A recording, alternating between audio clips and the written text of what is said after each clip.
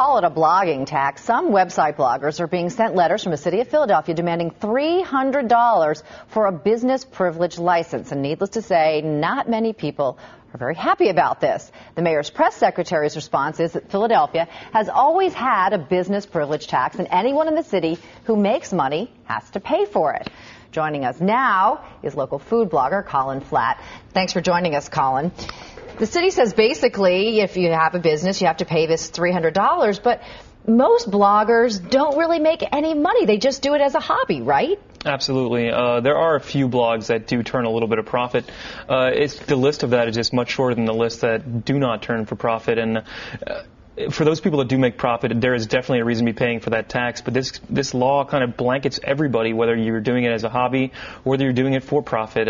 Most of my friends that write about food the same way I do, we have actually a much bigger bill at the end of the month because we're spending more money so we can write about it, as opposed to those who do have blogs that are attached to more either mainstream media, magazines, or actually, PR firms. We're not one of those people. Right. So you actually buy the food, you eat in the restaurants, and then you blog about it. And you think putting this tax on bloggers is actually going to hurt the city of Philadelphia because lots of bloggers say good things about what's happening in their communities, right? Absolutely. What we're seeing with blogs being such an important media and such a vital part of the stimulus is that people see, okay, well, X blogger, I really respect what he writes, or I like the way he or she thinks, and someone says, go to this restaurant, try this place out that may not be one of the ones we all know about.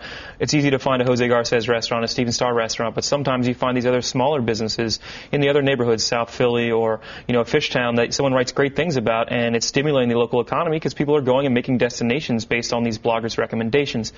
I think if you have this tax, you're going to have people saying, well, I don't know, do I fall under the guise of a $300 tax or not? You might be stopping somebody that would have started a blog that might end up bringing money back into the city. Right, whether it's restaurants, whether it's fashion, food, wine, whatever.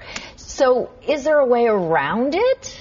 It doesn't seem there's a way around it. I think what has to happen, and what happens with Philadelphia oftentimes, is they'll throw out a crazy law or tax or some kind of other issue that they end up, throw it out to the public. The public freaks out, and they take a couple steps back. I think what we really need to worry about here is the use of common sense and discretion, and these are two traits that we don't always see when it involves Philadelphia and the infrastructure here. So hopefully they'll figure out maybe there's a bar to set. If you make X amount of dollars this year, you have to pay X amount of dollars in tax, because that's not something they've already established. And people that are established bloggers now that do influence a lot of public opinion started out as small bloggers that had nothing to lose and just were doing it for fun. And we're ended up seeing now that a lot of these people now are turning for profit and they're paying their BPL license fees.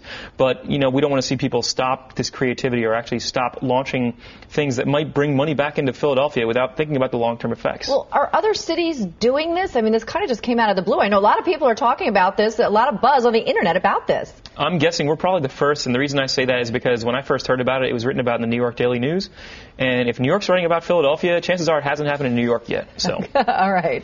Well, Colin, we really appreciate you joining us. We'll see what happens. We'll see if Philadelphia backpedals on this. Thank you very much. All right.